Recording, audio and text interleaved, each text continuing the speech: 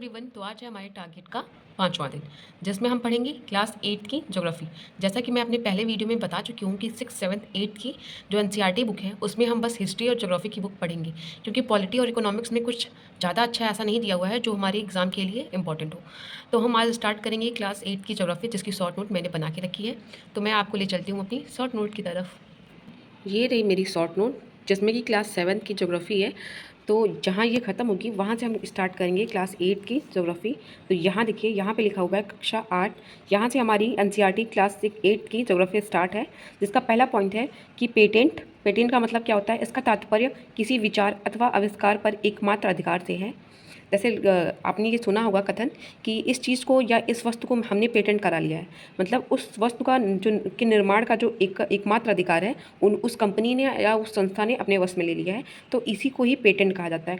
दूसरा पॉइंट क्या है? प्रौद्योगिकी। किसी कौशल करने अथवा वस्तु बनाने में नवीनतम ज्ञान का अनुप्रयोग प्रौद्योगिकी कहलाता है। तीसरा है प्राकृतिक संसाधनों का वितरण।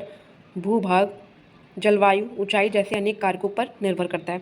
चौथा पॉइंट है संसाधनों का सतर्कतापूर्वक उपयोग करना और उन्हें नवीकरण के लिए समय देना संसाधन संरक्षण कहलाता है।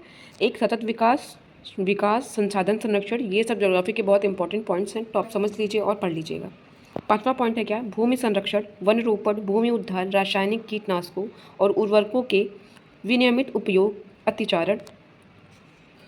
तो ये सब जितने भी पॉइंट्स यहाँ पे दिए गए हैं वो भूमि संरक्षण के उपाय हैं, जैसे वन रोपण करके, भूमि उद्धार करके, रासायनिक कीटनाशकों और उर्वरकों के विनियमित उपयोग करके, और अतिचारण को रोके, मतलब अधिक चराई को। जैसे जानवर जब चरते हैं तो उससे भी हमारे भूमि संरक्षण को नुकसान होता है।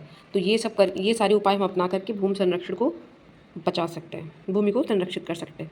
अगला पॉइंट क्या है हमारा? देखिए, हम जो भी इसमें इंपॉर्टेंट है उसको मैं हाईलाइट करती हूँ। अब इसमें इंपॉर्टेंट खोजने की ज़रूरत नहीं है, क्योंकि इसमें सबका सब इंपॉर्टेंट है, क्योंकि ये एक बुक के अंदर से पूरी की पूरी किताब इस पॉइंट्स में है, तो आप इसे पढ़ सकते हैं। भूमि संरक्षण की विधियाँ। पहला क्या है? मल्च बनाना। दूसरा वेदिका फॉर्म। तीसरा है समुच्च रेखीय जुताई। चौथा है संरक्षक मेखलाएँ। अब आगे देखते हैं। इसी तरह देखिए हमारे आगे भी पॉइंट है। हमारा 8वां पॉइंट क्या है? ऑल ओवर जल केवल 2.7% ही है। पूरी पृथ्वी का जो ऑल ओवर जल है हमारा, वो कितना है? 2.7% है। आप चाहें तो वीडियो को रोक करके आराम से नोट्स को पढ़ सकते हैं। यहाँ देखिए 11वां पॉइंट, 12वां पॉइंट, 13वां पॉइंट, ऐसे करते हुए हम नीचे की तरफ आते हैं। आप अच्छे से ये सारे पॉइंट्स को पढ़ लीजिएगा। जैसे यहाँ पे एक पॉइंट था 21, उसमें क्या लिखा हुआ है? 21वां पॉइंट जो है, विश्व का पहला ज्वारीय ऊर्जा स्टेशन फ्रांस में बनाया गया था।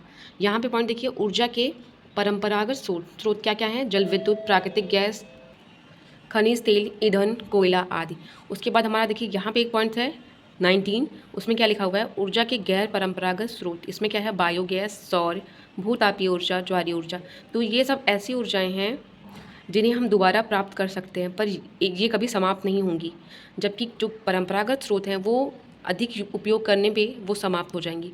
तो इस तरीके से देखिए हमारा 17 पॉइंट क्या है? भारत में मुख्य उत्पादक क्षेत्र कौन कौन से हैं? असम में डिगबोई, मुंबई में बॉम्बे हाई। तो ये सब क्षेत्र हमारे भारत में प्रसिद्ध हैं इन सब के लिए। इसी प्रकार नीचे आते हुए देखिए कि यहाँ पे कौन कौन से पॉइंट्स हैं। यहाँ पे कृषि के प्रकार दिया हुआ है, निर्वाह कृषि और वाणिज्यिक कृषि।